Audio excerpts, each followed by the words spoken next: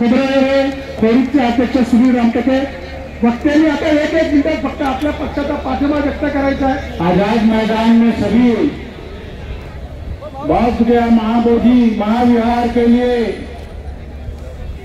इस मंच पर सभी सम्मानित मंच साथी और सामने बैठे पत्रकार भाइयों बहनों विभिन्न महाराष्ट्र से आए हुए लोगों,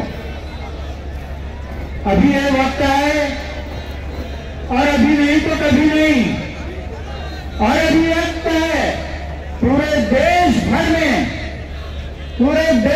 में गांधी महाबोधि महाविहार के लिए चल रही है।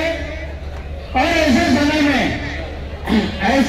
में सारे बौद्धों को पूरे महाराष्ट्र में पूरे भारत में एक होकर के अपने को संघर्ष करना है और आगामी जो दिल्ली में आंदोलन है उसमें पूरे दिल्ली को जाम करना है और तभी हम अपनी मांग को पूरा कर पाएंगे। धन्यवाद। जय हिंद। भीम आर्मीचे नेते अशोक कांबळे एक मिनिट आपले पाठिंबा देतील। सर्व धर्मबांधवांना आदरणीय भिक्खू संघांना वंदन आणि सर्व महापुरुषांनी अभिवादन करतो। आणि आज या भारतामध्ये महाबोधी विहार मुक्ती आंदोलन चालू आहे, त्या देशाच्या कोपऱ्यामध्ये हे आंदोलन चालू आहे। आज आझाद मैदानामध्ये कृती समितीच्या माध्यमातून आदरणीय रामदासजी आठवले साहेबांच्या माध्यमातून या ठिकाणी हे जे काही आंदोलन चालू आहे, माझी आठवले साहेबांना आणि या कृती समितीला विनंती आहे की हे आंदोलन दुसरं आंदोलन ह्या दिल्लीमध्ये झालं पाहिजे।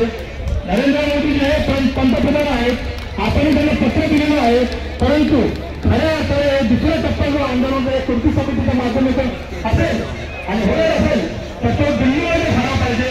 दिल्लीमध्ये जे काही भारतामध्ये बाबासाहेबांच्या नावाने आपले कोण भरणारे चुकीचे नेते त्यांना नवीन जे प्रतिष्ठित आहेत त्यांना एकत्र करा, त्या आंदोलनामध्ये सर्वांना एकत्र करा आणि दिल्लीमध्ये सर्वात मोठं आंदोलन महाराष्ट्र मुक्ती आंदोलनासाठी आपण करू।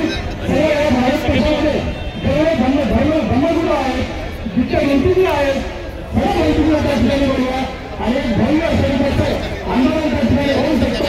नेपाळ असेल, श्रीलंका असेल, अनेक देशातून मागच्या वेळी धर्मगुरू हे बिहारमध्ये या आंदोलनामध्ये आले होते, त्या ठिकाणी धर्मगुरूचाही अपमान झालेला आहे।